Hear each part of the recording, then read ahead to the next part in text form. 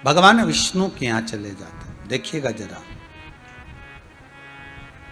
और ये रुद्राक्ष कोई साधारण नहीं है। रुद्राक्ष कोई साधारण नहीं है।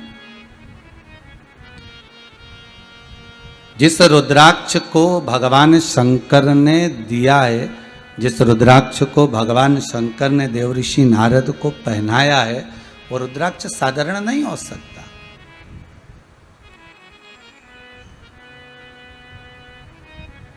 कोई साधारण सा रुद्राक्ष नहीं।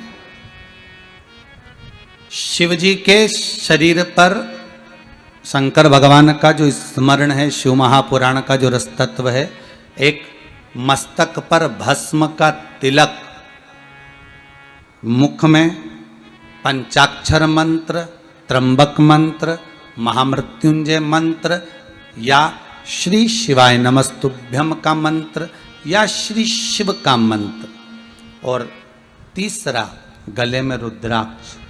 ये तीन त्रिवेणी के संगम है। ये तीन त्रिवेणी के संगम है।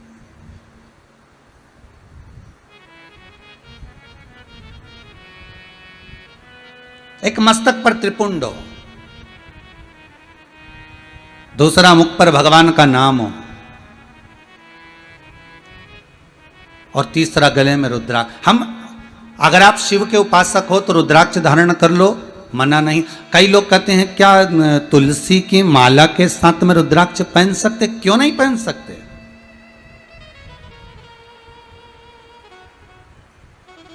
क्यों नहीं पहन सकते? शिव महापुराण की कथा में वेदेश्वर संहिता के अंतर्गत तो वर्णन किया गया कि रुद्राक्ष की महत्वता कितनी है। शिव महापुराण के अनुसार 1 मुखी से लेकर 14 मुखी तक रुद्राक्ष का वर्णन किया है, और कौन सा रुद्राक्ष किसको कब धारण करना है उस तक का महत्व शिव महापुराण के अंतर्गत है। कितना छोटे से छोटे रुद्राक्ष से लेकर कितना बड़े से बड़ा रुद्राक्ष होता है उस तक का वर्णन है महाराज। और उस रुद्राक्ष की महत्वता क्या है, उस रुद्राक्ष को धारण कैसे करा जाता है, उस रुद्राक्ष को पहना कैसे जाता है, उस रुद्राक्ष की महत्वता क्या है।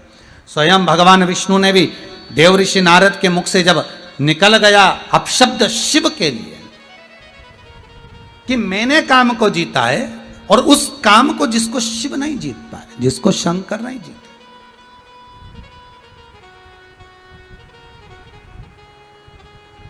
जिसको देव अधिदेव महादेव ने नहीं जीता, उसको मैंने जीता है।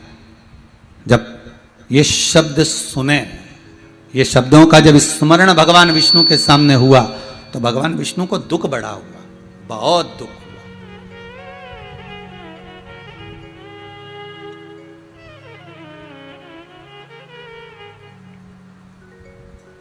तीन पाप कर्म ऐसे हैं जिनका कभी प्रायश्चित नहीं है, जिनका कोई प्रायश्चित नहीं। 3 पाप। शिव महापुराण में लिखा है 3 पाप ऐसे हैं जिनका कोई प्रायश्चित नहीं है। इन 3 पापों का कोई प्रायश्चित नहीं हो सकता। इन 3 पापों का कोई प्रायश्चित नहीं। पहला कहा शंकर की निंदा, यह पहला पाप है, शिव की निंदा कर। और जिसने शंकर की निंदा कर दी, ये पाप एक ऐसा हो गया जिसका कोई प्रायश्चित नहीं। तुम चाहे एकादशी कर लो, चाहे प्रदोष कर लो, चाहे द्वादशी कर लो, चाहे संक्रांति कर लो, चाहे तुम दान कर लो, चाहे तुम पुण्य कर लो, चाहे तुम सत्कर्म कर लो, चाहे तुम अक्षय तृतीया कर लो, चाहे तुम्हारी मर्जी पड़े शिवरात्रि कर लो, तुम 1000 बार शंकर का स्नान करा दो, पूजन कर दो, पाठ कर दो, अर्चना कर दो, पर यदि तुमने शिव की निंदा करी है तो इसका कोई प्रायश्चित नहीं। करोड़ों का भले तुम दान कर लो, पर शिव की निंदा अगर करी है तो इसका कोई प्रायश्चित नहीं।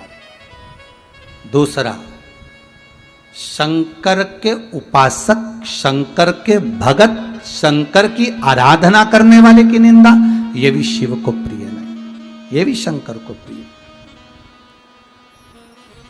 दूसरा पाप ऐसा है इसका भी कोई प्रायश्चित नहीं। शिव का अगर कोई भगत है, शंकर का यदि कोई अनुमोदन करने वाला है, शंकर का कोई स्मरण करने वाला है, शंकर के नाम में अगर कोई डूबने वाला है, शिव की भक्ति को अगर कोई धारण करने वाला है, शंकर के स्मरण में अगर कोई डूबा हुआ है, शंकर के अनुमोदन में कोई डूबा हुआ है और उसकी अगर कोई निंदा करे तो भी उसका कोई प्रायश्चित नहीं है। आप हजारों दान कर लो, हजारों पुण्य कर लो, सत्कर्म कर लो, भजन कर लो, कीर्तन कर लो, नाम जाप कर लो, तुमसे मर्जी पड़े उतना तुम पुण्य कर लो तो भी उसका प्रायश्चित नहीं हो सकता। और तीसरा, शंकर के लिए धन एकाग्रित कर कर अपने ऊपर खर्च करने वाला भी उसका कोई प्रायश्चित नहीं। शिव के नाम से, शंकर के अनुमोदन से, शंकर के स्मरण से धन को एकाग्रित कर लिया, शंकर के नाम से धन को इकट्ठा कर लिया और उस धन को अपने परिवार पर खर्च कर रहे हो तो उसका कोई प्रायश्चित नहीं है। उसका पाप कर्म का भोग मनुष्य को कई जन्म लेकर भोग नहीं पड़ता, कई जन्म लेकर, ना जाने कितने कितने जन्म लेकर मनुष्य भोगता है, वो भोगेगा। देवऋषि नारद ने निंदा कर दी, किसकी करी है? शंकर की। एक निवेदन आप सबसे रहा है जीवन में, शिव महापुराण के अंतर्गत बार बार आपसे निवेदन करते हैं, आपको मंदिर नहीं जाना मत जाओ, आपको कथा नहीं सुनना मत सुनो, आपको शंकर का अनुमोदन नहीं करना मत करो, पर शिव की या शंकर के कोई भगत की या शिव मंदिर की कभी निंदा ना करें, कभी निंदा ना करें। कोई कह रहा था अभी 2 दिन जब बीच में कथा नहीं आई ना, तो उज्जैन से किसी का फोन था, तो वो कह रहे थे, कोई कालू भाई, तो कहे गुरुजी पहले मंदिरों में इतना गंदा पड़ा रहता था, मंदिरों में कहीं पानी, कहीं कीचड़, कहीं कुछ इतना पड़ा रहता था, पर जब से शंकर की कथा लोग सुनने लगे और शंकर को लोग जानने लगे, भले हम उज्जैनी में रहते महाराज जी, पर जब से शंकर की कथा को सुन रहे हैं, जब से शंकर की कथा को जान रहे हैं, तब से शंकर की कथा सुनने के साथ में एक चीज देखने को मिली है कि मंदिर में लोग सफाई बहुत रखने लगे, मंदिर में लोग साफ सफाई बहुत रखते महाराज। और यही शिव की कृपा। पहले भी कहा, आज फिर कहते हैं, जाओ जल हो चढ़ाओ, नहीं हो बेलपत्र चढ़ा दो, बेलपत्र नहीं हो फूल चढ़ा दो, फूल नहीं हो किसी मंदिर में आप जा रहे हो तो किसी वृक्ष की पत्तियां तोड़कर चढ़ा दो, वो भी नहीं है 3 बार ताली बजा दो, इतना भी ना बने तो बम बम भोलेनाथ बोल दो, इतना भी ना बने शंकर का मंदिर का शिखर का दर्शन कर लो, शिखर दर्शनम सर्व पाप नाशनम, इतना भी नहीं कर सकते तो मंदिर में जाकर थोड़ी सी झाड़ू, थोड़ा सा पोछा, थोड़ा सा सफाई कर कर जाओ, यह भी शिव की आराधना ही है, ये भी शंकर की आराधना। महाराज देवऋषि नारद के भीतर जो अहम समाया हुआ था, उन्होंने रुद्राक्ष को फेंक दिया, और रुद्राक्ष को फेंका, भगवान विष्णु के यहां जाकर निंदा कर दी, निंदा करी, भगवान विष्णु के यहां से निंदा कर कर जब गए, शीलनिधि राजा की कन्या का स्वयंवर था और नारद जी को बंदर का मुख लग गया। जब भगवान विष्णु को कह दिया कि आपने मुझे बंदर का मुख लगाया है, आप पृथ्वी पर जाकर जैसे मैं स्त्री के लिए रो रहा हूं, आपको भी रोना पड़ेगा। भगवान ने स्वीकार कर लिया, सब कुछ करा भगवान ने, आखिरी में नारद के भीतर का जो अहंकार था, कामदेव को जीतने के प्रति जो अहम भरा हुआ था, वो नारद का अहंकार चला गया, और नारद जी का अहंकार गया, तब नारद भगवान विष्णु से पूछते हैं कि मुझे कुछ ऐसा ज्ञान दे दीजिए जिस ज्ञान के बल पर मैं भगवान शंकर की आराधना करूं। तो शिव जी का सबसे पहला शब्द था कि सबसे पहले तुम गले में रुद्राक्ष की माला धारण करो। सबसे पहला शब्द था भगवान विष्णु का। और बड़ी प्रसन्नता की बात है साहब, जब कुबेरेश्वर धाम में रुद्राक्ष महोत्सव किया गया, सभी को रुद्राक्ष वितरण किए गए, कई लोगों ने फोन कर कर कहा गुरुदेव ऐसी कृपा रही कि घर में रुद्राक्ष रखा हुआ था तो रोग से हम बचे रहे, इस कोरोना महामारी में हम थोड़े सचेत रहे, बचे रहे।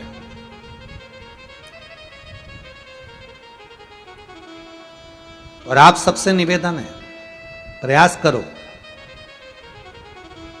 कम से कम आधा घंटा नहीं तो 15 मिनट नहीं तो 10 मिनट घर के सभी सदस्य एक जगह बैठकर श्री शिवाय नमस्तुभ्यम, श्री शिवाय नमस्तुभ्यम, श्री शिवाय नमस्तुभ्यम, श्री शिवाय नमस्तुभ्यम, कम से कम 10 मिनट, 5 मिनट, 15 मिनट बैठकर भगवान शंकर का अनुमोदन करो। आप नहीं श्री शिवाय नमस्तुभ्यम बोल सकते, पंचाक्षर मंत्र बोलो, ओम नमः शिवाय, ओम नमः शिवाय, उच्चारण कर लो। ये भी नहीं कर सकते तो महामृत्युंजय मंत्र का स्मरण कर लो। वो भी नहीं कर सकते तो भीतर से गौरी शंकर का स्मरण कर लो, पर करो।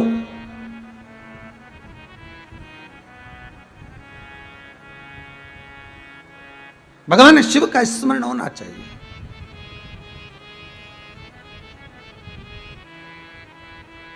महाराज वो स्मरण जरूर। घर घर में भोले बाबा की जय होना चाहिए, जय होना चाहिए।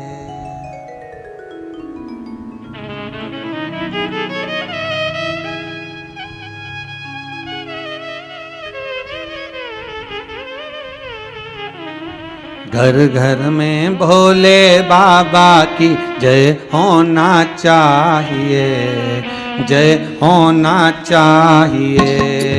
घर घर में भोले बाबा की जय होना चाहिए, जय होना चाहिए। घर घर में भोले बाबा की जय होना चाहिए, जय होना चाहिए। घर घर में भोले बाबा की जय होना चाहिए, जय होना चाहिए, जय होना चाहिए, जय होना चाहिए, जय होना चाहिए, जय होना चाहिए।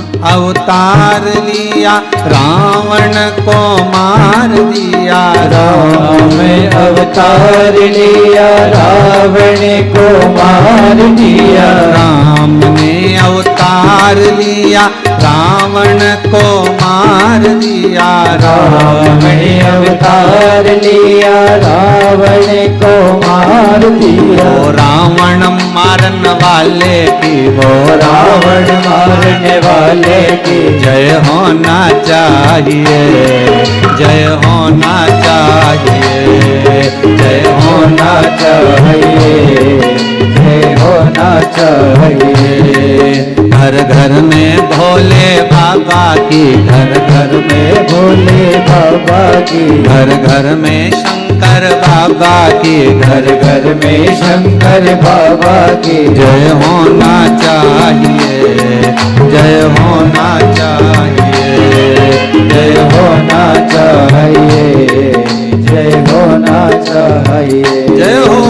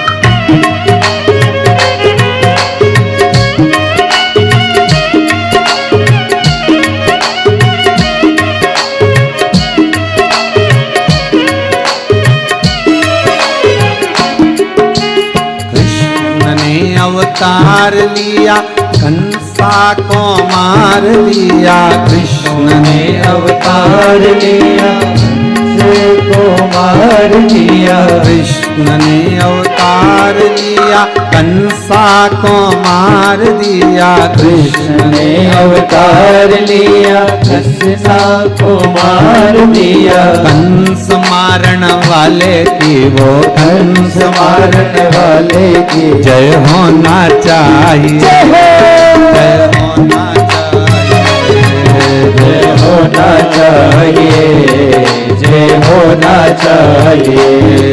घर घर में भोले बाबा की, घर घर में भोले बाबा की, घर घर में शंभो बाबा की, घर घर में शंभो बाबा की जय होना चाहिए, जय होना चाहिए, जय होना चाहिए, जय होना चाहिए, जय होना चाहिए, जय होना चाहिए, जय होना चाहिए, जय होना चाहिए।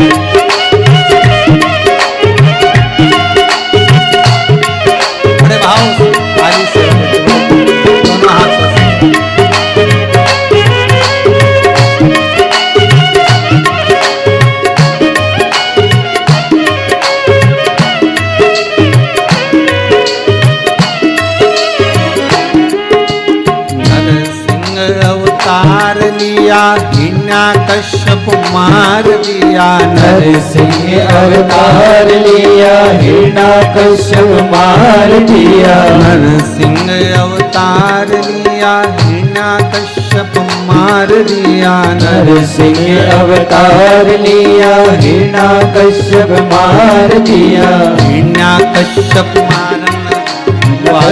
मारने वाले को जय होना चाहिए, जय होना चाहिए, जय होना चाहिए। घर घर में भोले बाबा की, घर घर में भोले बाबा की जय होना चाहिए, जय होना चाहिए, जय होना चाहिए, जय होना चाहिए, जय होना चाहिए, जय होना चाहिए, जय होना चाहिए, जय होना चाहिए, जय होना चाहिए, जय होना चाहिए, जय होना चाहिए, जय होना चाहिए।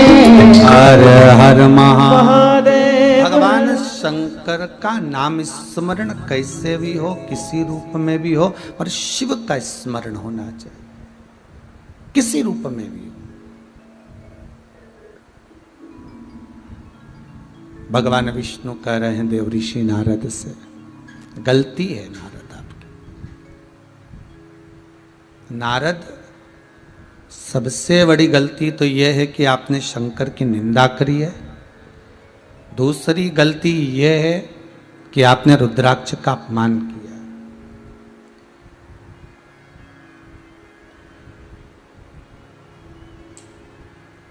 कई माताएं कहती हैं, गुरुजी हमने तो सुना है कि स्त्रियां रुद्राक्ष नहीं पहन सकती हैं। कहां लिखा है? कौन सी जगह लिखा है कि नारी स्त्री रुद्राक्ष नहीं पहन सकती?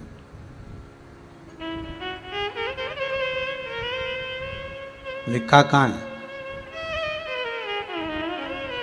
अरे भाई, जन्म से लेकर मरे तक रुद्राक्ष अगर गले में पड़ा है तो शंकर की कृपा दृष्टि आप पर पड़ी हुई है। उलझोगे नहीं कभी संसार में कहीं।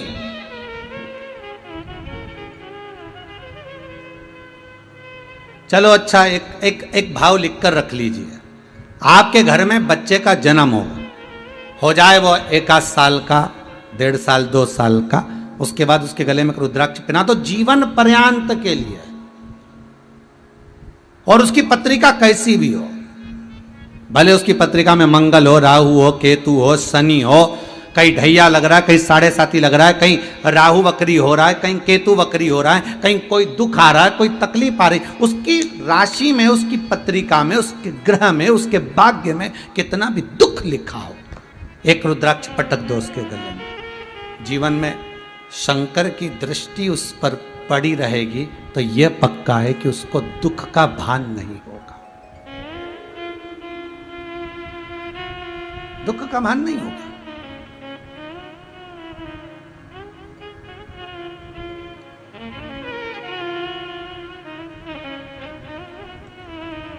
जैसे एक पुलिस वाले केस ढूंढ लेते हैं, कैसा भी केस हो, अगर किसी ने हरकत करी है, किसी ने कोई गलत काम करा है, किसी ने कोई बेकार काम करा है, और उसकी अगर रिपोर्ट हुई है तो वो केस पुलिस वाले ढूंढ लेते हैं। जैसे पुलिस वाले केस ढूंढ लेते हैं, उसी तरह देव अधिदेव महादेव भगवान नारायण, भगवान ब्रह्मा, भगवान विष्णु ये भक्त ढूंढ लेते हैं। एक बार अगर रिपोर्ट हो गई, एक बार अगर रिपोर्ट हो गई तो फिर केस ढूंढ लिया उन्होंने। एक बार रिपोर्ट हुई तो केस ढूंढा, फिर वो कहीं पर भी चले जाए उसको ढूंढ कर ले आएंगे, कहीं पर भी हो उसको ढूंढ लाएंगे। एक बार अगर रिपोर्ट हो गई ढूंढ, वो तो जैसे पुलिस वाले केस ढूंढ लेते हैं, उसी तरह देव अधिदेव महादेव, मेरा विष्णु, मेरा राम, मेरा कृष्ण, मेरा नारायण, एक बार गले में अगर रुद्राक्ष की माला आ गई, एक बार गले में रुद्राक्ष का मन का आ गया, एक बार तुलसी की माला तुम्हारे गले में आ गई, फिर भगवान ढूंढ लेगा, फिर भगवान ढूंढेगा। एक बार बस रिपोर्ट लिखाई तो ढूंढना उसका काम। उसी तरह एक बार गले में रुद्राक्ष आया, फिर वो उसकी मर्जी, वो ढूंढेगा। वो कैसे ढूंढता है ये उसके ऊपर, उसकी दृष्टि कैसे पड़ती है ये उसके ऊपर।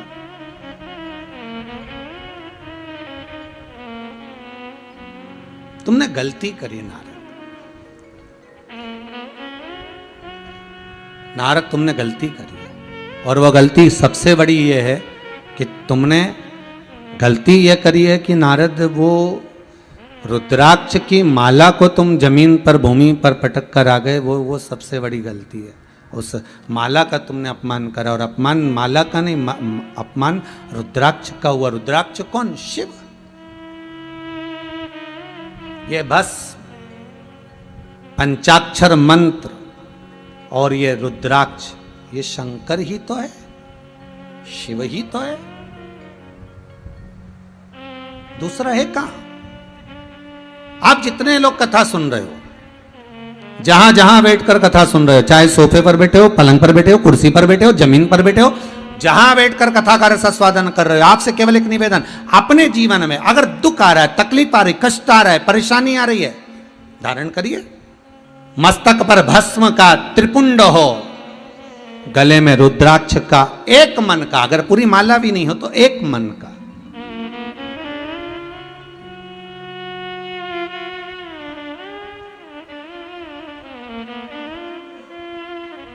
एक मन का, और मुख में भगवान का नाम, बस बहुत है। इस संसार सागर में उबरने के लिए बहुत है, इतना बहुत। देखो,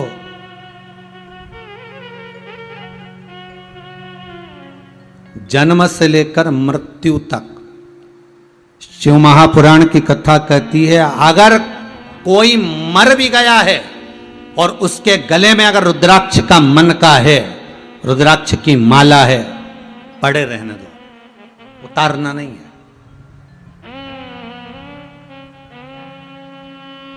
उतारना नहीं है। अगर मर भी गया तो भी पड़े रहने दो। हाँ, अगर रुद्राक्ष सोने में है तो फिर तो उतार लो। सोने में होगा तो फेंकेगा कौन? कौन जलाएगा? हाँ, उतार लो। पर रुद्राक्ष का मन का मान लो अगर धागे में पड़ा हुआ है आपके, तुलसी भी अगर सोने में होगी तो रात को उतार लोगे, रुद्राक्ष भी अगर सोने में होगा तो रात को उतार लोगे, पर वही तुलसी वही रुद्राक्ष अगर मान लो धागे में पड़ा हुआ है तो कौन उतारेगा? जाने दो। और वो रुद्राक्ष अगर आपके गले में पड़ा हुआ है, अंतिम समय तक पड़ा हुआ है और मर भी गए, परिवार वालों से कह कर जाना, तन पर से सब नोच लेना, पर मेरे गले में जो रुद्राक्ष है उसको निकालना मती। वो रुद्राक्ष मेरे साथ अंतिम संस्कार में भी मेरे साथ होना चाहिए। मेरा शंभू, मेरे शंकर मेरे हृदय में है और वो मुझे शमशान में मिलेगा। ये रुद्राक्ष के बल पर मिलेगा, आखिरी में वही मिलना, कोई दूसरा नहीं।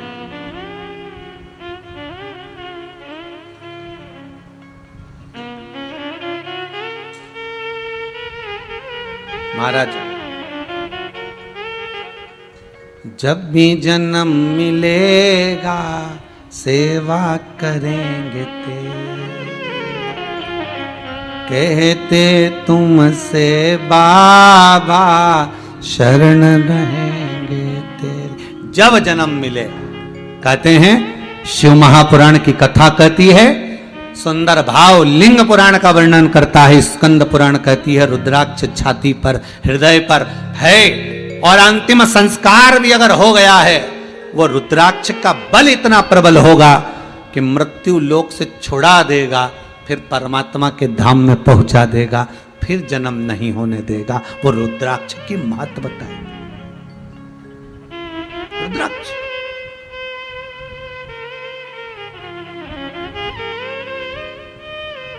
जैसे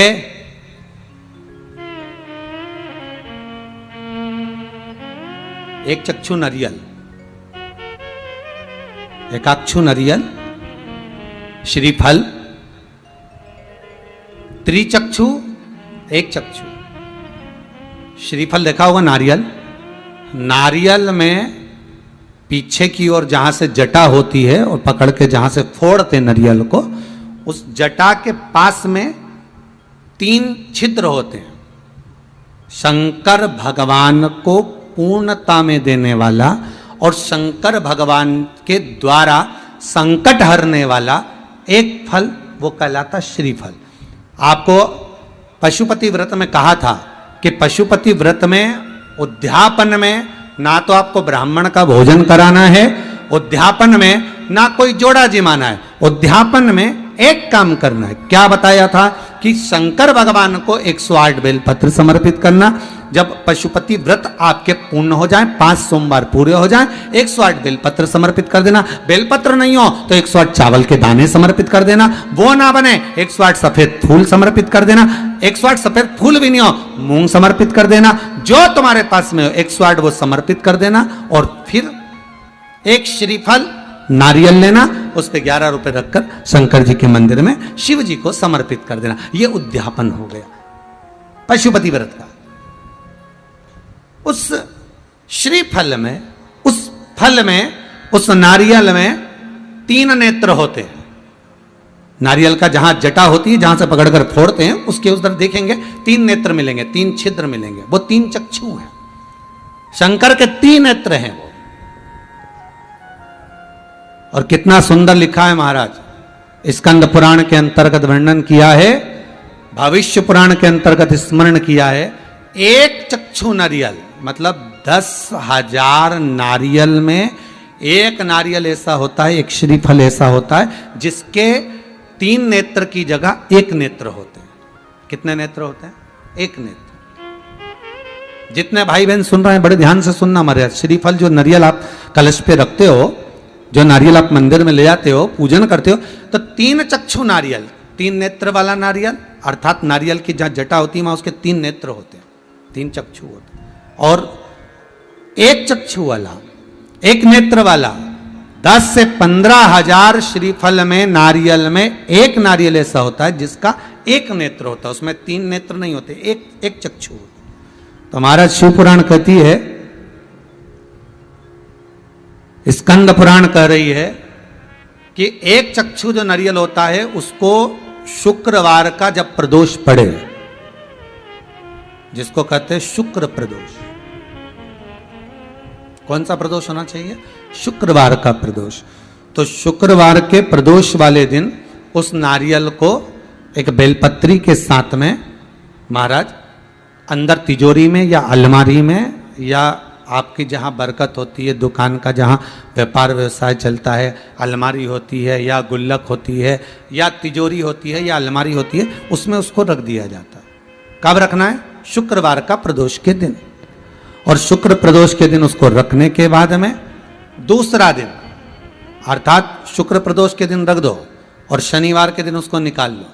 और निकालने के बाद उसको पूरे घर में घुमाने के बाद में श्री गणेश जी के मंदिर में, जो भी तुम्हारे घर में, तुम्हारे गांव में, तुम्हारे नगर में जो गणेश जी का मंदिर हो, उस मंदिर में ले जाकर उसको रखी आइए। वहां से मात्र एक दुर्बा लेकर आइए, गणेश जी महाराज की चढ़ी हुई केवल एक दुर्बा। और उस दुर्बा को दरवाजे की देहली पर छुलाकर उस दुर्बा को अपनी अलमारी में, अपनी तिजोरी में उसी दिन रख दो जिस दिन लेकर आयो महाराज।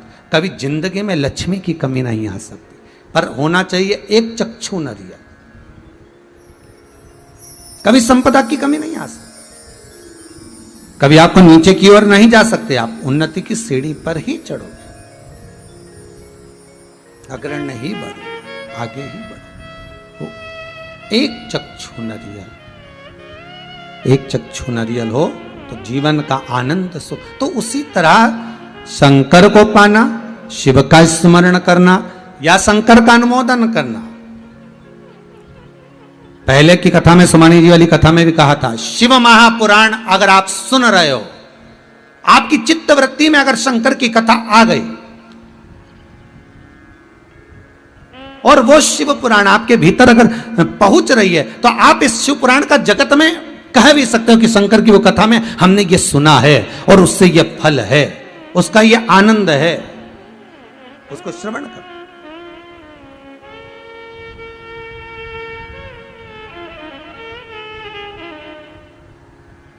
उस कथा को जनमानस तक मैं धन्यवाद दूंगा।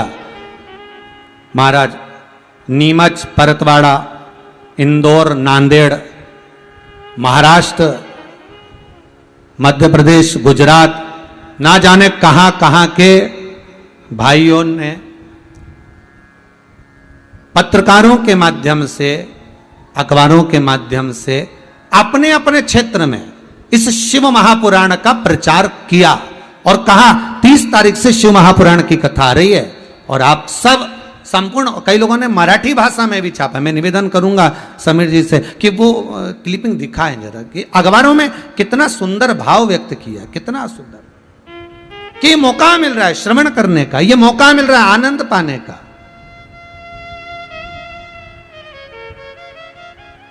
और इन सारे अखबार वालों को और जितने मीडिया वाले, इन सबको साधुवादता है मेरी, बहुत बहुत धन्यवाद, बहुत बहुत साधुवाद। महाराज अपने अपने क्षेत्र में कथा सुनो, श्रवण करो और अपने जीवन में उतारो, श्रवण करो और अपने जीवन में आनंद पाइए।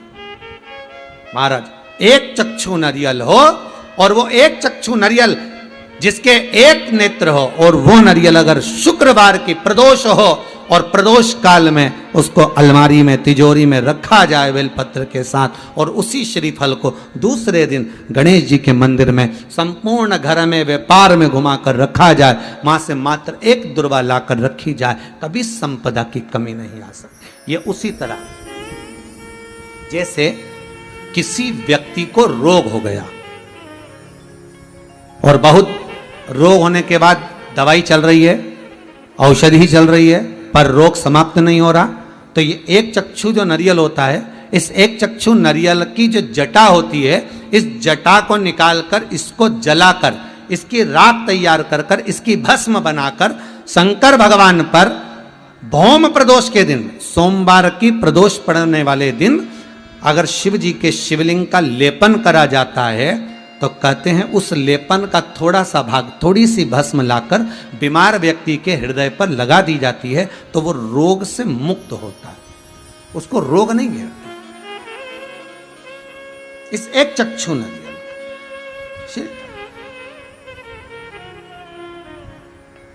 देवर्षि नारद आपने गलती करी है। नारद जी बोले मैंने गलती करी? हाँ। क्या गलती हो गई मुझसे? गलती नारद जी आपने ये करी कि पहले तो शंकर की निंदा कर दी। ओहो। देवर्षि नारद बोले इसीलिए आपने मेरा सम्मान नहीं करा? भगवान विष्णु बोले ऐसा तो हो नहीं सकता कि मैंने सम्मान नहीं करा, सम्मान तो करा, पर अहंकार इतना समाया हुआ था, अभिमान इतना समाया हुआ था कि सम्मान आपको सहन नहीं हुआ।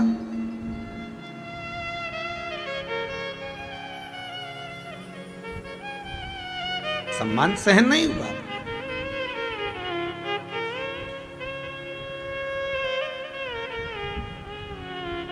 नारद भगवान को पाने का सबसे सुंदर तरीका है कलयुग केवल नाम आधारा, सुमर सुमर नर उतरहि पर। भगवान को पाने का सबसे सुंदर तरीका है भगवत नाम का स्मरण, भगवान की चर्चा, भगवान का भजन, भगवान का कीर्तन, भगवत स्मरण में डूबे।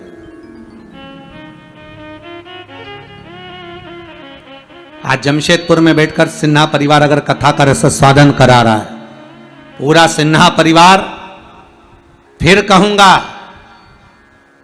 एक पीढ़ी नहीं 7 पीढ़ी नहीं, उज्जैनी में ऋण मुक्तेश्वर महादेव की दीवार पर बड़ा बड़ा पत्थर से खुदा हुआ लिखा है कि शंकर की शिव महापुराण की कथा, शंकर की कथा 71 पीढ़ी को तार देती है, एक पीढ़ी नहीं। ना जाने कितनों को, और आप जितने लोग श्रवण कर रहे हैं, जितने लोग इस कथा को सुन रहे हैं, धन्यवाद आपको, बहुत बहुत साधुवाद जो आप इस कथा को अपने हृदय में उतार रहे हो। ना जाने कितनी पीढ़ी को तार रहे हो। ये कृपा है, ये करुणा है उस विश्वनाथ की।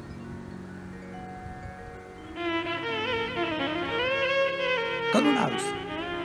नारद तुमने गलती तो करी है। नारद बोले इसीलिए शायद आपने मेरा सम्मान नहीं करा। भगवान बोले मैंने तो सम्मान दिया था, पर अहंकार इतना बड़ा था कि सम्मान दिखे कहां। भक्ति हो तो भगवान दिखे।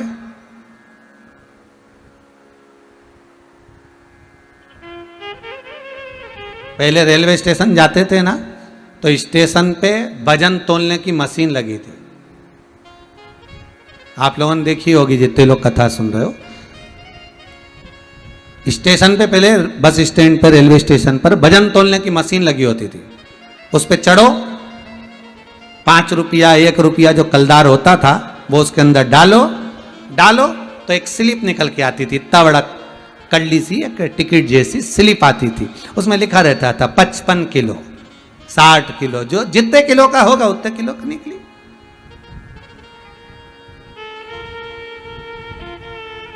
पर कोई समझदारी करे और उसमें कलदार की जगह, 1 का कलदार, 5 का कलदार, 2 रुपया की जगह उसमें 500 का नोट डाले तो स्लिप आएगी क्या? अरे बोलो तो रे, आएगी क्या?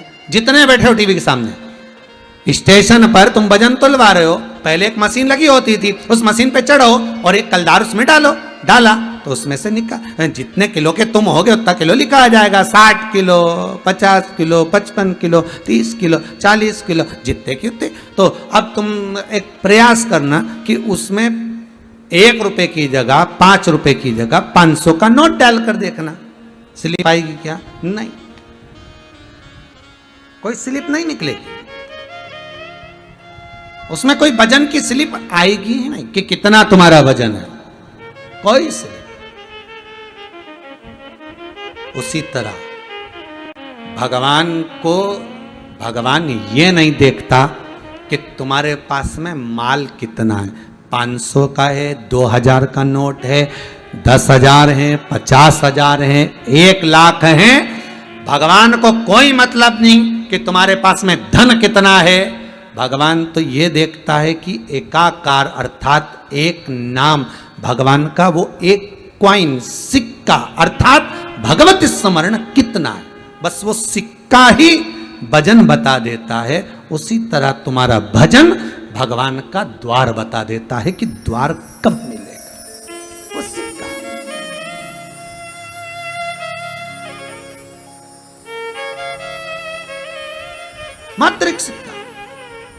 वो दिखा देता।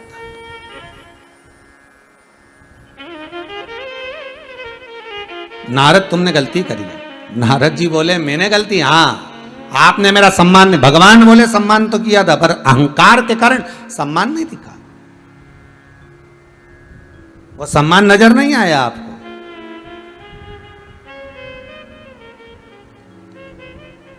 ओहो प्रभु मैंने आपको श्राप दे दिया, आप मनुष्य बनकर इस मृत्यु लोक में आओगे और आपको भी स्त्री के लिए अर्थात अपनी पत्नी के लिए रोना पड़ेगा। भगवान कह रहे हैं देव ऋषि नारद, ये तो सब कर्मों का भोग है जिसको भोगना पड़ेगा, इसको भोगना है।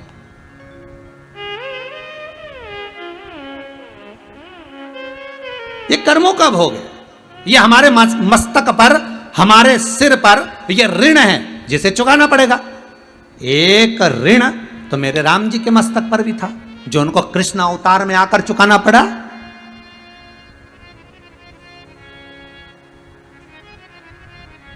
एक ऋण तो मेरे राम जी के मस्तक पर भी रह गया था। कब?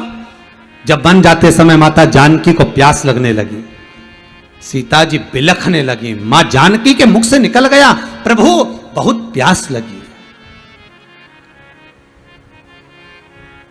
मुझे बहुत प्यास लग रही है प्रभु। राम जी बोले जलाशय तो कोई पास में दिख नहीं रहा, मेरे नजदीक में कोई पानी का केंद्र, कोई पानी का स्थान, कोई तालाब, कोई सरोवर, कोई कुंड, कोई झरना नजर नहीं आ रहा। आज सीता जी बोली प्रभु आपको हाँ चलना चाहिए ना, तो जहां पानी हो ना उसके पास पास से चलना चाहिए, कम से कम पीने को तो मिल जाए। पानी नहीं मिल रहा, तड़प रही थी। वहीं पर एक मोर नाच रहा था, मोर नाच रहा है। राम जी ने हाथ जोड़कर मोर को बुलाया, प्रभु ए मयूर देव आइए। मोर दौड़ कर आया, प्रभु क्या आज्ञा है, क्या आज्ञा है प्रभु? राम जी बोले मोर हे मयूर, जानकी जी को प्यास लगी है, हमें पानी दिख नहीं रहा, आप उड़ते हो, ऊंचा बैठ जाते हो, आप सब दूर वन में जंगल में विचरण करते रहते हो, हे मयूर देव, हे मोर आप बताओ ना पानी कहाँ है? मोर बोला प्रभु थोड़ी दूर पर पानी है, आप चलो मेरे साथ, मैं आगे आगे चलता हूं, आप मेरे पीछे चलो। राम जी बोले ठीक है, पर मोर ने कहा चलने में दिक्कत आई। राम जी पूछे वो कैसे? मोर बोला प्रभु चलने में यह दिक्कत आएगी कि आप तो पांव से चल लोगे पर मुझसे इतना चला नहीं जाएगा क्योंकि मेरे पंख इतने बड़े हैं, इतना मैं चल नहीं पाऊंगा। तो राम जी बोले क्या चाहते हो? मोर बोला एक काम करता हूं, मैं उड़ उड़ के चलूंगा और तुम पैदल पैदल चलो। भगवान बोले ठीक है। तो मोर बोला प्रभु चल तो दोगे, पर मुझे एक बात बताओ, अगर मैं ज्यादा तेज उड़ गया और चले गया कहीं, फिर तुम्हें रास्ता कौन बताएगा? इसलिए एक काम करता हूं। भगवान बोले वो क्या? मोर बोला रास्ता मैं बताऊंगा, जहां जहां पर मेरा पंख गिरा पड़ा दिखे उसी रास्ते से तुमको आगे बढ़ते हुए आना है। राम जी बोले ठीक है। मोर चलता गया, उड़ता गया, पंख गिरते गए, राम जी चलते गए। राम जी के मन में आया मेरे पिता श्री दशरथ जी महाराज और मेरे गुरु बाबा ने बताया था कि मोर के पंख झड़ने का, पंख गिरने का भी एक समय होता है, एक महीना होता है, एक समय होता है, एक तिथि होती है। मोर के पंख झड़ने का भी एक समय होता है।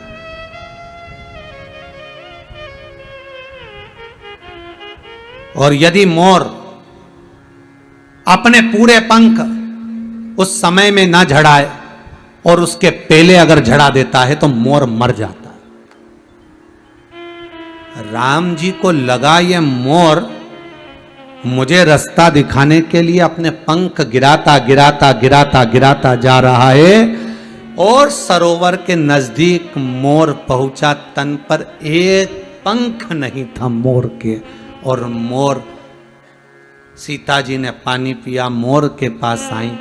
राम जी ने देखा मोर के प्राण छूट रहे हैं। राम जी ने कहा, मयूर तुम्हारे पंख तो एक समय पर झड़ते हैं, तुमने पूरे झड़ा दिए, अब तो तुम मर जाओगे। मोर कहता है, प्रभु क्या हुआ, पर पानी तो पिला दिया। प्रभु अगर पंख झड़े तो झड़ जाए, पर मैंने आपको पानी तो पिला दिया ना, आप भूखे तो नहीं हो। और परमात्मा को अगर मैं पानी नहीं पिलाता, मां जगत जननी को अगर पानी नहीं पिलाता, तो मेरा जीवन बेकार था। प्रभु मोर अपने प्राणों को त्याग रहा है।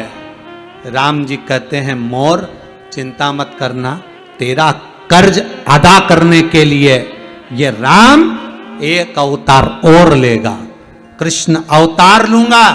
और जैसे तूने मोर पंख मेरे चरणों में पटका है, रास्ता दिखाने के लिए उस मोर पंख को मैं मस्तक पर लूंगा। केवल तेरे कर्जे को चुकाने के लिए राम आएगा, केवल तेरा कर्जा चुकाने के लिए राम को एक कृष्ण अवतार लेना है। ऋण चुकाने के लिए मैं अवतरित होऊंगा। अरे रावण तो बहाना था साहब राम जी को आने का, रावण तो बहाना है। मेरे राम चाहते तो रावण को कब का मार देते, मेरे शंकर चाहते तो रावण कब मर जाता, ब्रह्मा जी चाहते तो रावण मर जाता। रावण को मरने में देरी नहीं लगती, पर राम को आने का सबसे बड़ा कारण था कि कर्जा चुकाना था। उधर शबरी अम्बा रोज बुआरी काटती थी, शबरी अम्बा रोज झाड़ू लगाती थी, रंगोली डालती थी, सेज बिछाती थी। तो राम को तो आना पड़ेगा, क्योंकि शबरी के लिए, और शबरी के लिए आने से पहले राम को आना पड़ेगा, मेरे कृष्ण को आना पड़ेगा। उसके आने का एक कारण है।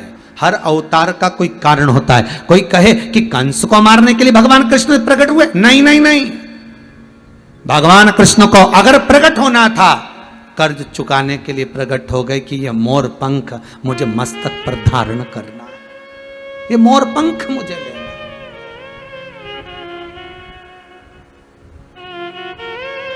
चुकाना है।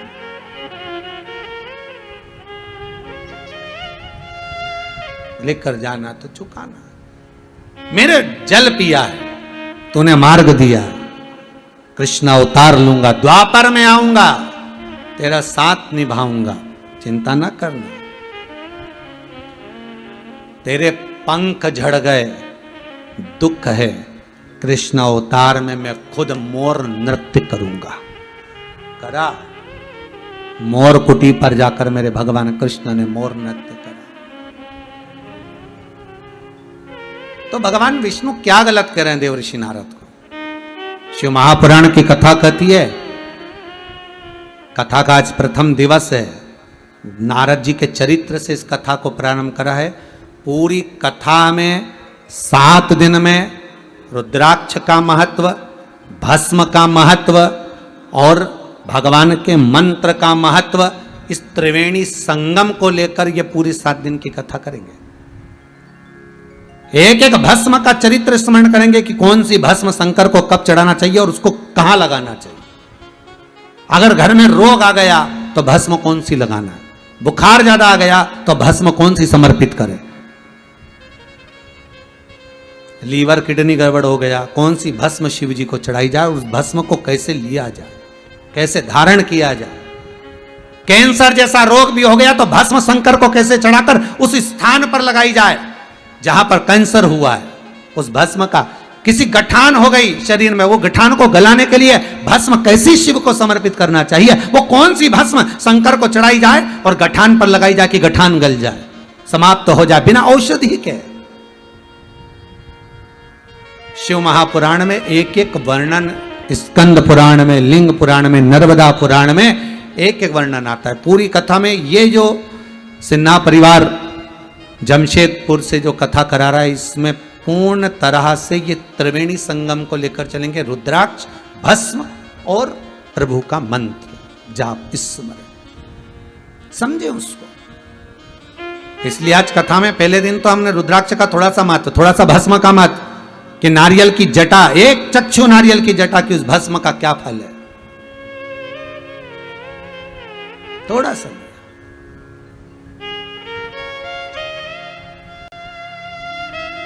महाराज, चपटी भभूत में है खजाना कुबेर का, वो सहज नहीं है। शमशान की राख, शमशान की जरा सी राख कपड़े पे लग जाती है, तन पे लग जाती है तो घर आकर नहाना पड़ता है, कपड़े को धोना पड़ता है। और वही मुर्दे की राख मेरे शंकर को चढ़ जाती है और वो करोड़ों में बिक जाती है। वही मुर्दे की राख, वही बस।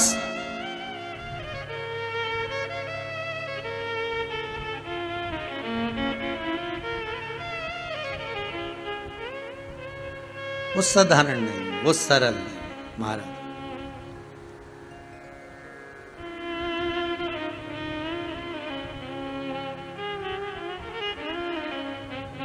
वो सहज नहीं हो सकती।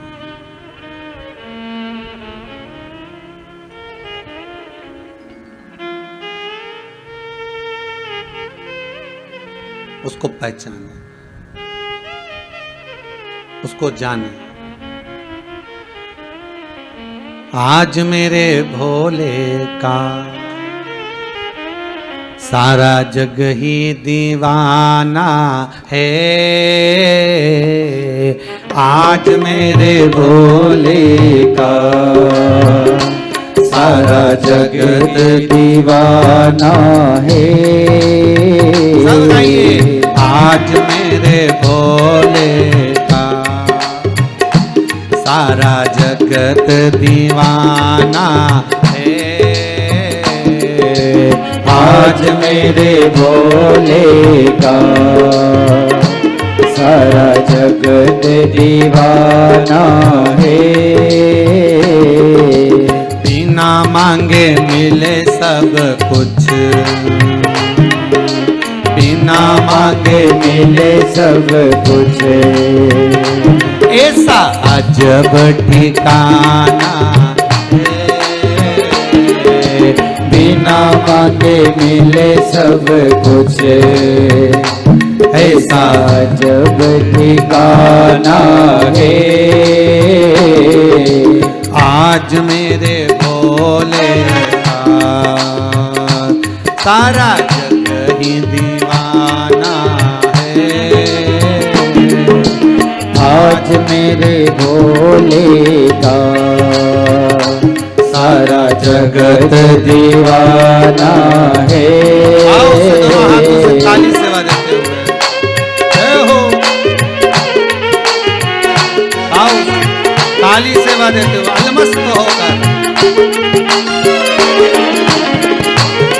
आनंद।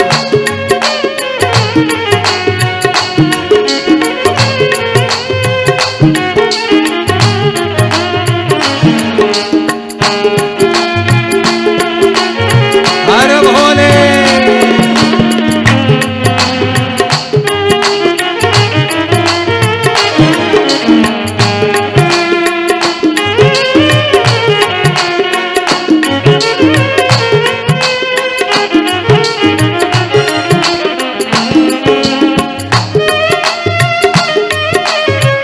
जय हो।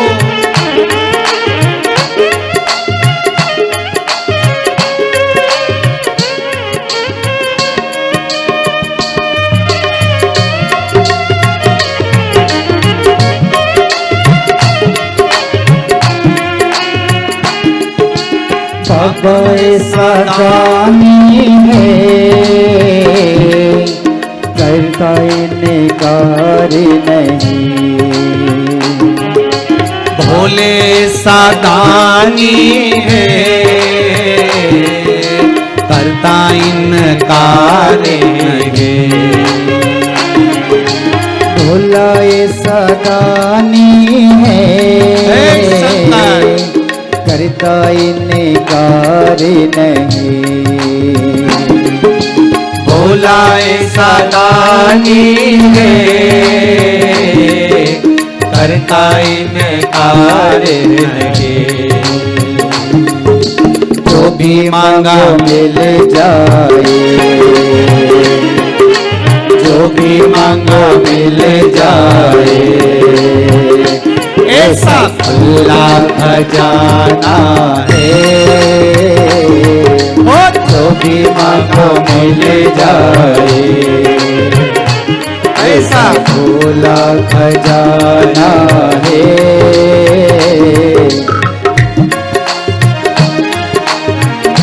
हर भोले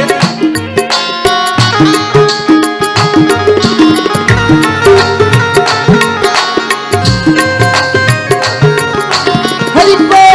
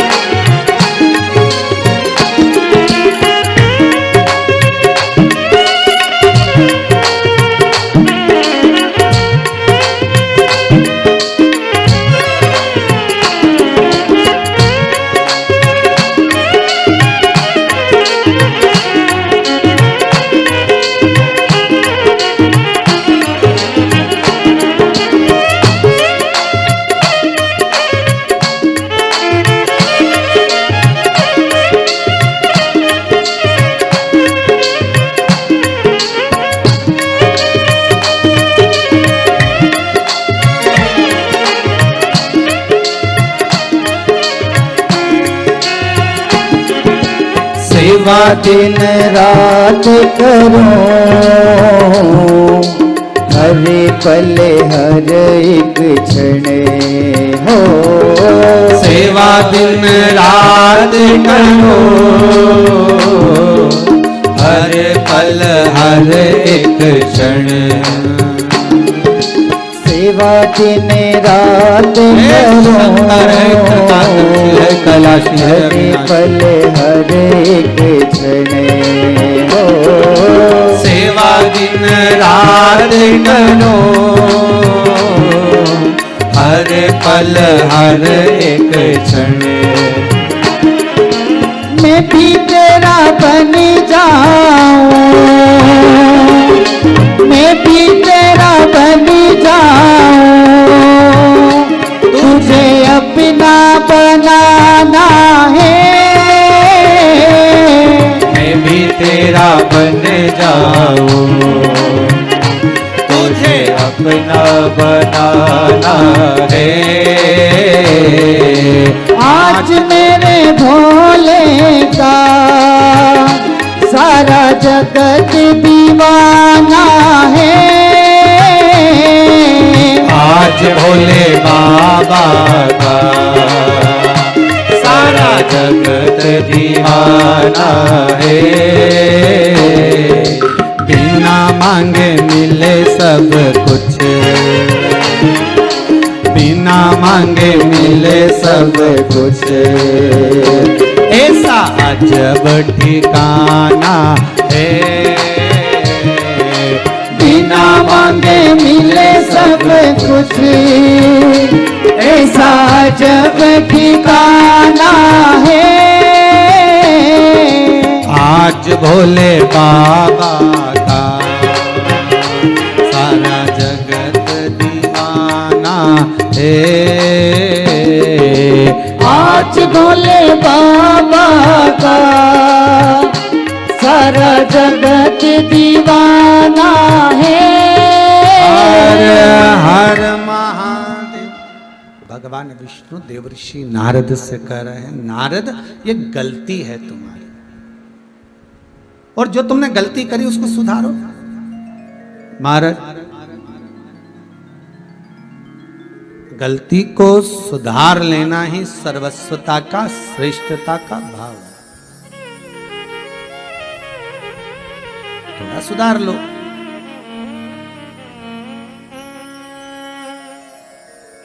नारद जी बोले, प्रभु हाँ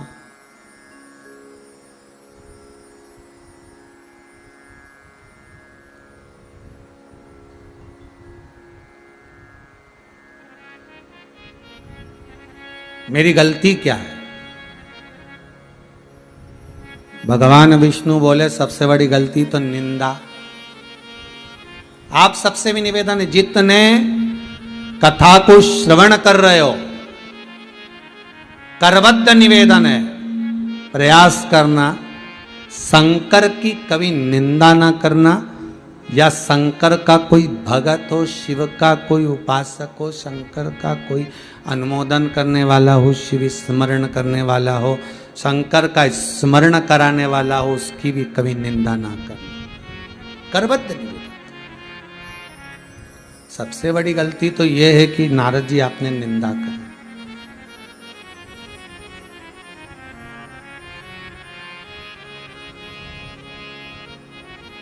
पहले के समय में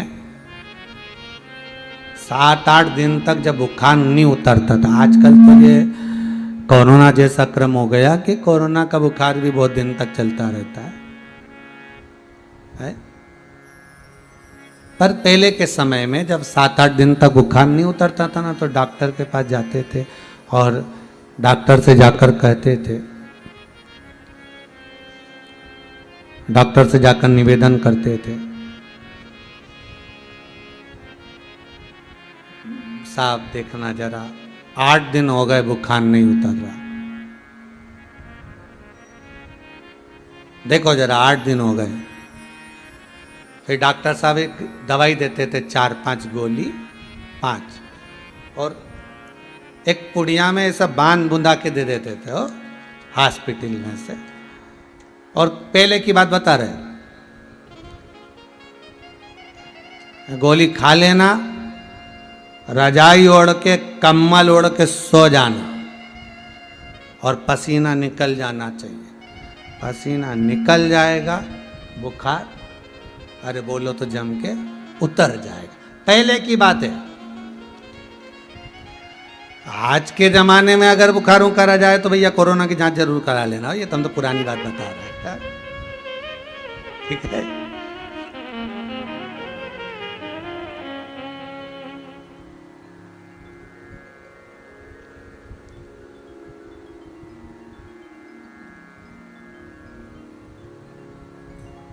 एक मैसेज में कहीं लिखा हुआ था, पति और पत्नी के गुस्से में क्या अंतर है। पत्नी और पति के क्रोध में, गुस्से में क्या अंतर है। तो उसमें लिखा था, पति का क्रोध पुराने बुखार जैसा होता था कि खुद पर आ गया, खुद ही भुगत लो और अकेले में पड़े रहो और तपते रहो। और पत्नी का क्रोध, तो क्या पत्नी का क्रोध आज के कोरोना जैसे बुखार जैसा है, जिसके भी संपर्क में आता है उस पर उंडेल जाता है। दोनों में अंतर है, पति का क्रोध और पत्नी के क्रोध में अंतर। तो ये पुरानी बात है। वो साहब 8 दिन तक बुखार नहीं उतर रहा, डॉक्टर साहब के पास गए, उन्होंने दवाई दे दी लिख के, गोली जाओ काउंटर पे से ले लो, सरकारी हॉस्पिटल काउंटर पे से गोली ले ली, अब गोली में से गोली खा लेना, ओढ़ कर सो जाना, पसीना निकल जाने देना, हवा में मत जाना, पसीना निकल जाएगा, बुखार चला जाएगा, ठीक है साहब। और मान लो गोली खा और हवा में चले गया तो बुखार उतरेगा नहीं, और बढ़ जाएगा। बस भगवान विष्णु भी नारद जी को ये कर रहे, भगवान विष्णु भी नारद को यही कह रहे कि इस अहंकार को निकल जाने दे। तो वो निकलेगा कैसे? पसीना कैसे निकलेगा, अहंकार कैसे निकलेगा? तो भगवान विष्णु सबसे सुंदर तरीका बता रहे हैं, भगवान का जितना भजन करोगे, ये अहंकार अर्थात जितनी राम नाम, कृष्ण नाम, शिव नाम के रजाई को, कम्बल को, चादर को ओढ़ कर सोगे, उतनी जल्दी अहंकार का पसीना निकल जाएगा। अहंकार का पसीना निकला, बुखार गया, बुखार गया मतलब फिर कोई दिक्कत ही नहीं। अब तुमने गोली तो खाई और हवा में चले गए, मतलब भजन तो करा, भजन तो करा और लोगों को दिखा कर करा, तो फिर अहंकार उतरेगा क्या, पसीना निकलेगा क्या? नहीं। शिव पुराण कह रही है, नारद तुम्हारे भीतर का जब अहंकार जला जाएगा, तब तुम्हें स्वयं भगवान का दीदार हो जाएगा। बस गलती तुम्हारी है कि तुमने एक तो निंदा कर दी, दूसरा तुमने रुद्राक्ष का अपमान कर दिया। ये गलती तुम्हारी है। इन गलती से तुम संवर नहीं पा रहे, इन गलती से तुम सुधर नहीं पा रहे, इस गलती से तुम निकल नहीं पा रहे।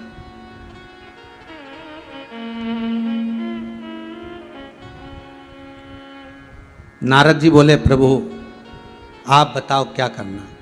भगवान बोलते हैं, ठीक है, एक काम करो, सबसे पहले तो रुद्राक्ष की माला पहन लो। देव ऋषि नारद मन में सोचे कि अभी हाल छोड़कर आया था और फिर रुद्राक्ष की माला वापिस पहन लो, ये कहाँ का तरीका है। फिर याद रखना बहुत अच्छी तरह से, बहुत ध्यान देना महाराज, जिस चीज का अहंकार होता है सबसे पहले वही छूट जाती है। नारद जी जिस माला का अपमान करे थे, नारद जी को वही माला वापिस पहनना पड़ी, वही माला नारद वापिस पहने, वही माला। ठीक है,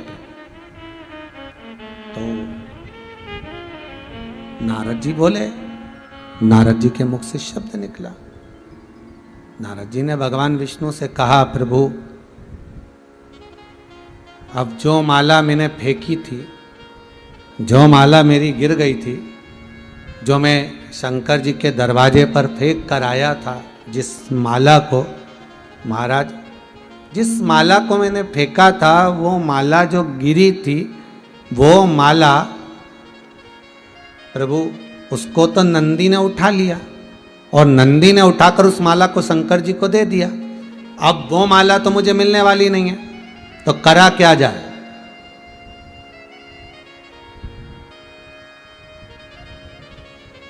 जो माला हमें मिली उसका हमने सम्मान नहीं करा, हमने उसका सम्मान नहीं कर पाए, हम उसका आदर नहीं कर पा रहे, हम उसका सत्कार नहीं कर पाए। वो माला जो गिरी, फिर भगवान कहते हैं, नारद एक काम करो, तुम जाओ बेल पत्र के वृक्ष के नीचे बैठकर अखंड अखंड भगवान शंकर के नाम का स्मरण करिए, अखंड करिए।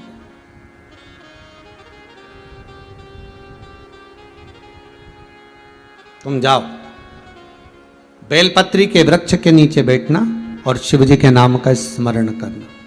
ठीक है, नारद जी गए।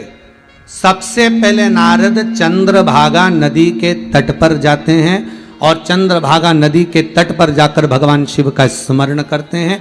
वहां एक बेलपत्री के वृक्ष को ढूंढते हैं, बेलपत्री के वृक्ष को।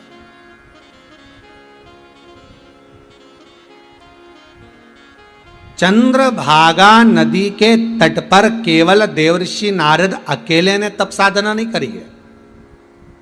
चंद्रभागा नदी के तट पर भारत की भूमि के कई साधु, कई तपस्वी, कई संत, स्वयं रामानुजाचार्य जी महाराज, स्वयं श्रीमद वल्लभाचार्य जी महाराज चंद्रभागा नदी के तट पर आराधना करें महाराज, जहां देवर्षि नारद ने स्मरण किया। और कितना विचित्र, पूरी भारत की भूमि पर श्रीमद वल्लभाचार्य जी महाराज की बैठक जी में से एक बैठक ऐसी है, श्रीमद वल्लभाचार्य जी के जहां पर चरण है वो पंढरपुर है, जहां पर संपूर्ण ब्रह्मांड में, संपूर्ण भारत की भूमि पर श्रीमद वल्लभाचार्य जी की जहां जहां बैठक जी है वहां पर चरण का दर्शन नहीं होगा, पर पंढरपुर में हरिविठल की साक्षी में चंद्रभागा नदी के तट पर श्रीमद वल्लभाचार्य जी महाराज के चरण चिन्ह है वहां। क्यों? श्रीमद वल्लभाचार्य जी वहां बैठकर जब भगवान का स्मरण करते थे, गोवर्धन नाथ जी की लीलाओं का व्याख्यान वर्णन श्रीमद भागवत सुबोधनी में जब अंकित करते थे, तब श्री चंद्रभागा नदी, चंद्रभागा स्वयं दौड़कर श्रीमद वल्लभाचार्य जी महाराज की जल की व्यवस्था करती थी। झारी जी भरने का काम स्वयं चंद्रभागा नदी करती।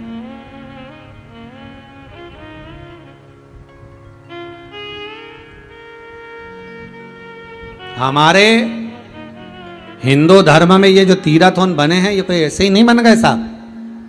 एक कथा प्रसंग में आता है, महाराज गोसाई जी राधा कुंड पर बैठकर अपनी लेखनी से राधा नाम का स्मरण, कृष्ण नाम का स्मरण, भगवत नाम का स्मरण कर रहे थे। और उनके जो गुरु थे उन्होंने दूर से देखा कि इतनी चिलचिलाती धूप में, इतनी गर्मी में ये क्या लिख रहा है। और इसके सिर के पास एक बड़ी सुंदर स्त्री खड़ी है और वो अपने पल्लू से छाया कर कर खड़ी है।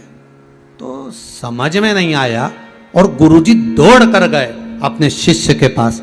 शिष्य के पास जाकर देखा तो वो लड़की जो स्त्री थी वो भाग गई, वो दिखी नहीं। शिष्य से कहा क्या कर रहे हो ये? हिलाकर, उसकी सुध नहीं, वो तो राधा कुंड पर बैठा अपनी लेखनी से भगवान का स्मरण कर रहा है। हिलाया, क्या कर रहे हो? उठकर प्रणाम करा, गुरुदेव थोड़ा सा शास्त्र लिख रहा था, स्मरण कृष्ण का कर रहा था, मेरे भगवान का कृष्ण नाम मैं अंकित कर रहा था।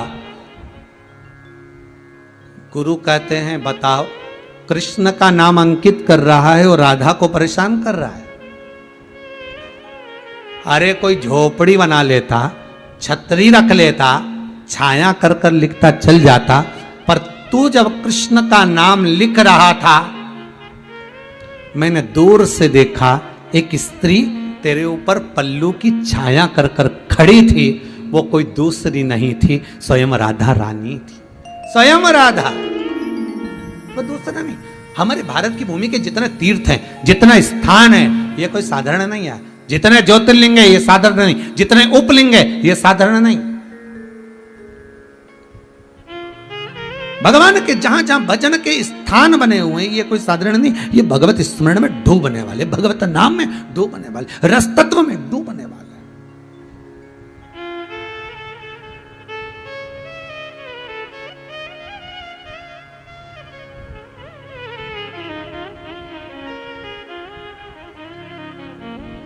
जाइए बेलपत्री के पेड़ के नीचे बैठो, तब साधना करो। बैठ गए। जिस बेलपत्री के पेड़ के नीचे देवराज नाम का ब्राह्मण चोरी कर कर धन लेकर गया था मंदिर के अंदर, शिव महापुराण की कथा को सुनकर निकल रहा था, चक्कर खाकर नीचे गिर गया, बेलपत्री के वृक्ष के नीचे उसके प्राण छूट गए। तो शंकर भगवान नंदी लेकर आए और इस चोर को नंदी पर बिठाकर कैलाश लेकर गए। कितना महत्व है बेलपत्री के वृक्ष, कितना महत्व। संपूर्ण आज ये कोरोना महामारी में लोगों को जो ऑक्सीजन की जरूरत पड़ रही है, आज दुनिया के लोगों को ऑक्सीजन के लिए कहीं ढूंढते फिर रहा है, ऑक्सीजन चाहिए। अगर पूरे इस ब्रह्मांड में, पूरी इस पृथ्वी पर, भारत की भूमि पर बेलपत्री के पौधों को, बेलपत्री के वृक्षों को रोपित कर दिया जाए, 24 घंटे ऑक्सीजन देती है बेलपत्र, 24 घंटे। कर दो रोपित, करो रोपित।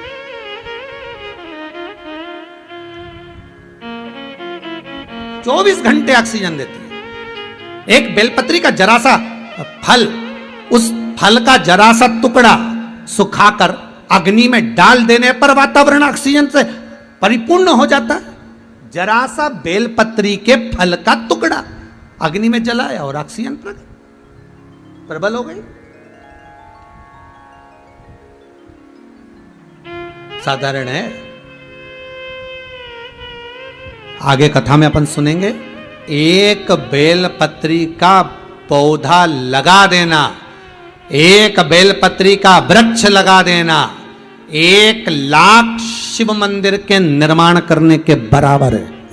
कितने मंदिर? 1,00,000 शिव मंदिर के निर्माण के बराबर है। एक बेलपत्री का पौधा, एक बेलपत्री का वृक्ष लगा देना।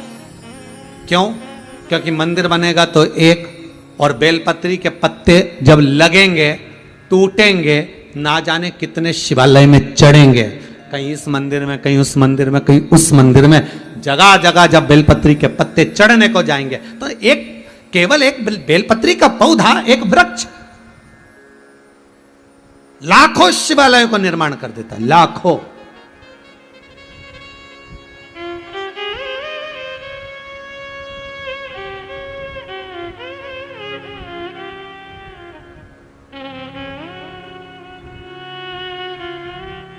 अरे भाई,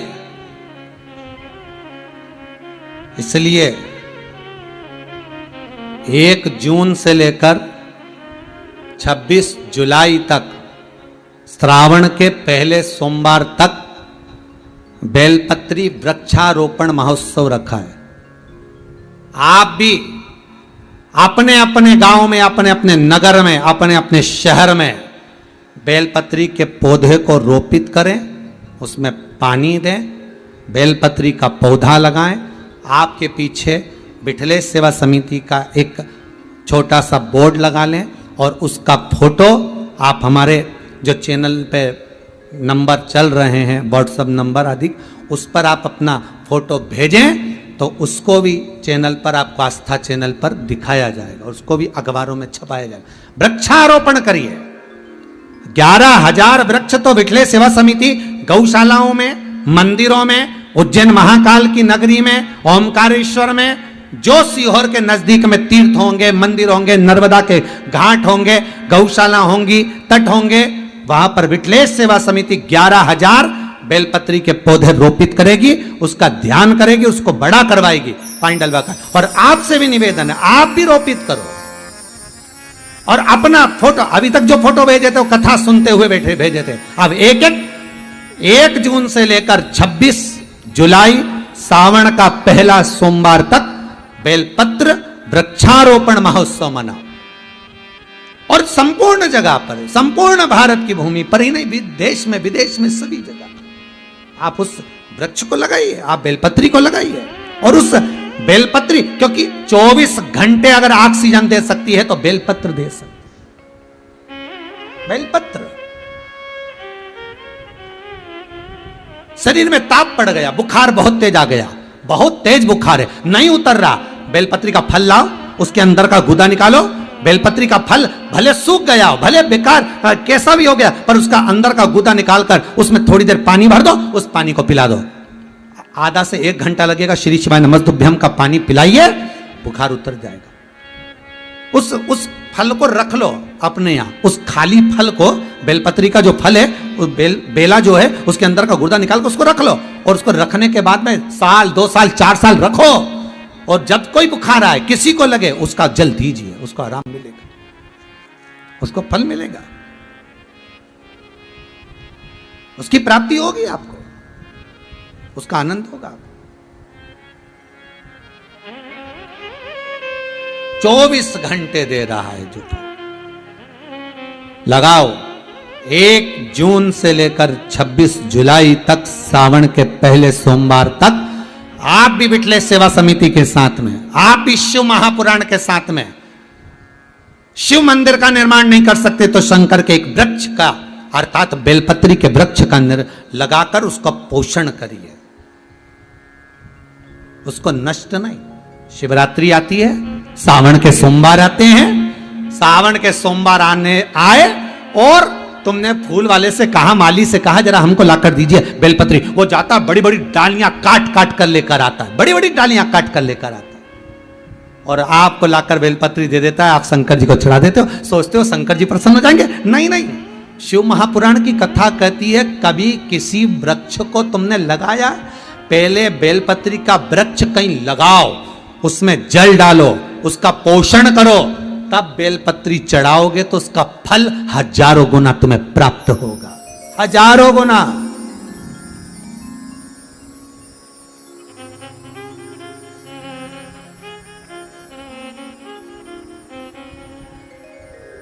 उसका फल हजारों गुना प्राप्त हो, वो साधारण नहीं है। जाओ देवऋषि नारद,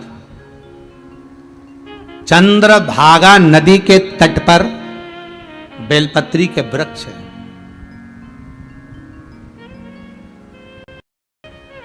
मेरे श्रीमद् वल्लभाचार्य जी जहां पर भी बैठे और सुबोधनी की रचना करी, उन्होंने श्रीमद् भागवत को लिखा।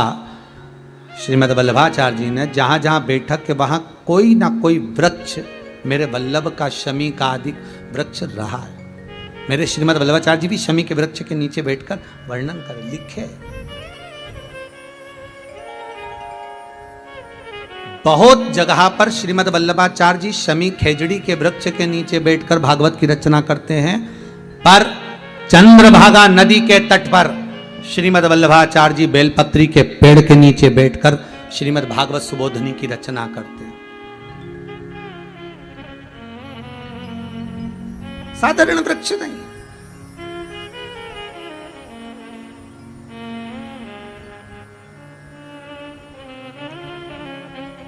उस वृक्ष तक पहुंचे।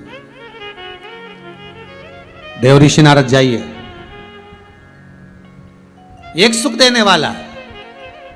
जैसे सिन्हा परिवार जमशेदपुर से बैठकर कथा का रसास्वादन कराकर संपूर्ण ब्रह्मांड को एक एनर्जी दे रहा है, एक आनंद दे रहा है, एक सुख प्रदान कर रहा है।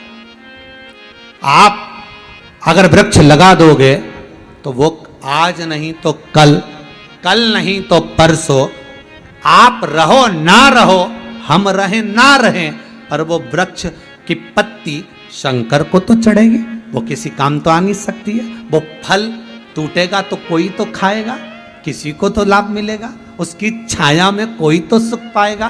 कोई एक बार बैठकर शंकर का नाम ही ले गया तो ही फल मिल गया।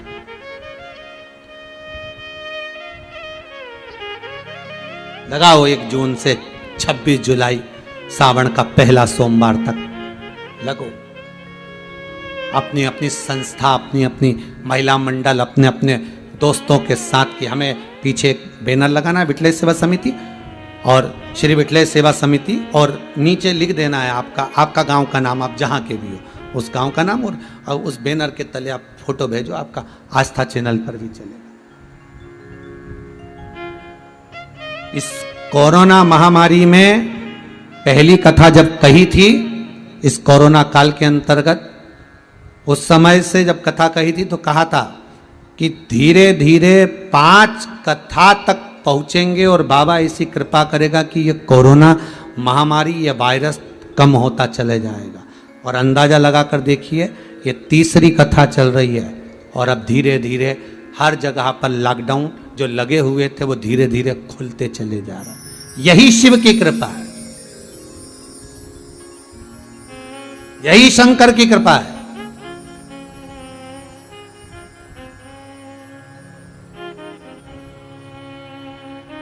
शिव उपासना में सुख ही सुख है, आनंद ही आनंद है। महाराज जाओ नारद जी, आप तो नारद जी कथा में और बेलपत्री के पेड़ के नीचे, हाँ बेलपत्र वृक्ष के नीचे बैठो, जाओ जरा जाइए।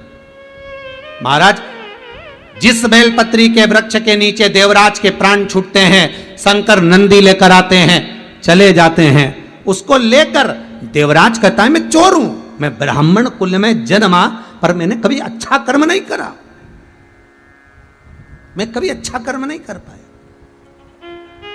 और मेरे प्राण छूटने पर देवादिदेव महादेव आए। भगवान कहते हैं, भोलेनाथ कहते हैं, तूने प्राण भी त्यागे तो कहा।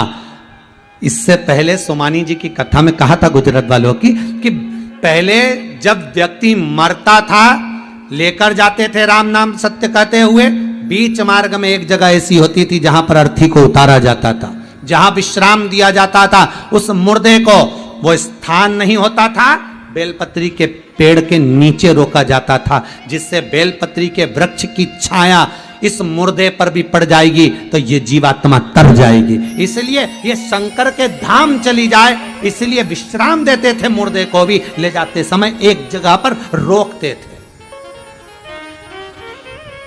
विश्राम तक, सुख तक।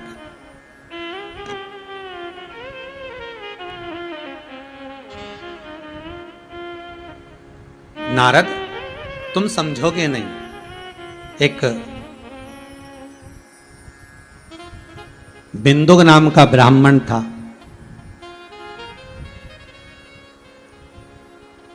चंचूला देवी उसकी पत्नी थी, ब्राह्मण था वो भी। धन लाकर पत्नी को देता, पत्नी उसका भोग करती, कभी दान नहीं, कभी धर्म नहीं, कभी पुण्य नहीं, कभी सत्कर्म नहीं, कुछ नहीं करा, कुछ नहीं। अरे भाई, आप जो ये गौशाला के लिए दान दे रहे हो, आजीवन भोजन भंडारे का दान दे रहे हो, आप जो सत्कर्म कर रहे हो, शिव स्मरण कर रहे हो, शंकर की कथा सुन रहे हो, आपका किया गया भजन, दान, पुण्य, सत्कर्म आज अगर काम नहीं आया तो एक ना एक दिन जो तुमने दान दिया है, पुण्य करा है, सत्कर्म करा है, वो तुम्हारे सामने जरूर आएगा, ये पक्का है।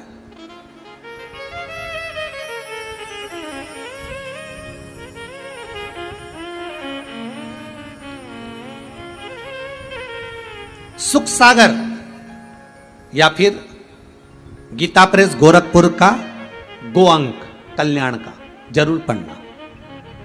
उसमें क्या लिखा है? गीता प्रेस गोरखपुर का गो अंक कल्याण का कहता है कि मंदिर, भगवान कृष्ण के जितने मंदिर हैं, भगवान के जितने मंदिर हैं, ये भगवान का ऑफिस है। क्या है ये भगवान का? जम के बोलिए, ऑफिस। जितने लोग आस्था पे करता सुन रहे हैं, बड़े ध्यान से सुनना, कि जितने भारत की भूमि पर मंदिर बने हैं, जितने विदेशों में मंदिर बने हैं, जहां जहां मंदिर बने हैं, ये भगवान का ऑफिस है, कार्यालय है।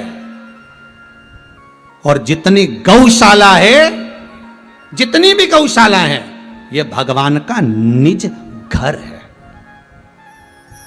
आप कहां जाते हो? मंदिर। अर्थात जिसको लेन देन की बात करना रहती है वही मंदिर जाता है, अर्थात जिसको ऑफिसल की बात करना है, ऑफिस की बात करना है, वो मंदिर जा रहा है। पर गौशाला वही जाता है जिसको भगवान एंट्री देते हैं, क्योंकि अपने घर में हर किसी को थोड़ी ना घुसा लोगे।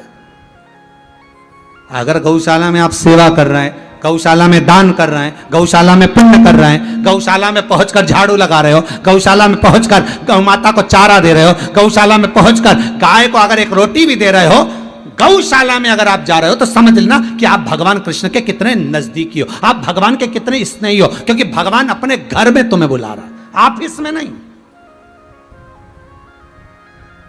अगर आज ये सीहोर नगर से 12 किलोमीटर दूर ये जंगल में गुड़बेला, नापली, चितावलिया, हेमा में ये जो गौशाला बनी, तो लोग अपना घर छोड़कर अगर यहाँ आएंगे तो उनको ये लगना चाहिए, उनको ये एहसास होना चाहिए कि ये भगवान का केवल ऑफिस नहीं, ये भगवान का मंदिर है, नहीं, ये भगवान का घर है।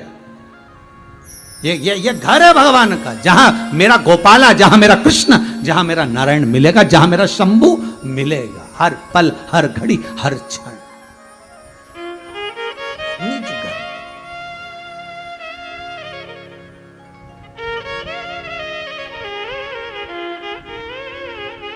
मंदिर ऑफिस है, गौशाला घर है भगवान का।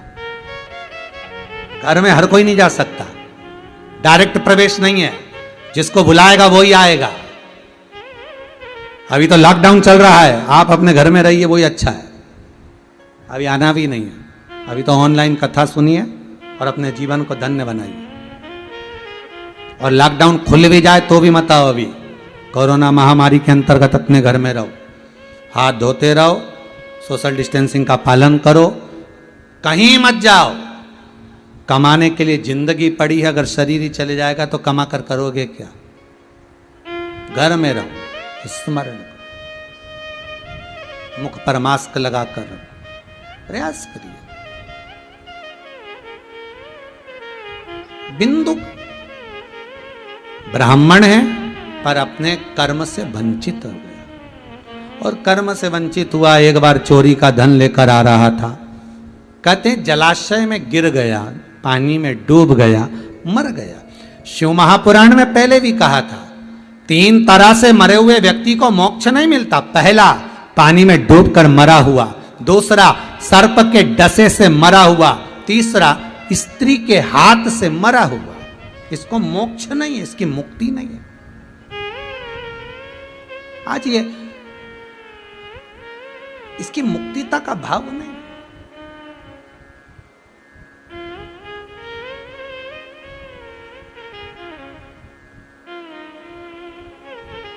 मर गया। पत्नी चंचुला देवी ने सारा कर्म करवाया, मौन हो गई, चुप रहती। गई काशी, दर्शन के लिए पहुंची, अभिमुक्त नगरी में पहुंच। जहां पर पहुंचकर बस पांव रखते ही लोग मुक्त हो जाते, वो ऐसी नगरी में पहुंची, अभिमुक्त पहुंची। शिव कथा कानों में थी, कहीं सुन ली थी, कानों में पड़ गई थी, और गंगा नहाकर आ रही थी, प्राण छूट गए। प्राण छूटे। जब प्राण छूट गए, छूटते सही पार्वती जी की सहेली बन गई, मौन रहती। पार्वती ने पूछा हुआ क्या? मुझे मेरे पति प्रेत योनि में पड़ा है, क्योंकि पानी में डूब कर मरा था। उसकी मुक्ति का उपाय पार्वती जी कहती है शिव महापुराण की कथा। देवऋषि नारद से कहो करेंगे। देवऋषि नारद के पास पहुंची तो कहा ये नारद नहीं कर पाएंगे। नारद जी कहते हैं मैं एक जगह नहीं बैठ सकता। तब फिर कहा मेरा मित्र है तुमरुका, वो कहेगा। तुमरुका जी से निवेदन करा। वो कहते हैं कि जोड़े से कोई पूजन करे। जोड़े से पूजन करे तो किसको बुलाया जाए? शंकर और पार्वती, ईश्वर जी गोरा जी बनकर, गणा गौर बनकर शिव महापुराण के यजमान बने, कथा सुनने चले। ईश्वर जी गोरा जी बनकर। आज सिन्हा परिवार जमशेदपुर से बैठकर अगर कथा करवा रहा है तो यह भी शिव और पार्वती का ही एक स्वरूप है, और उनके प्रतिनिधि के रूप में यहां दिलीप जी रूठिया बैठे।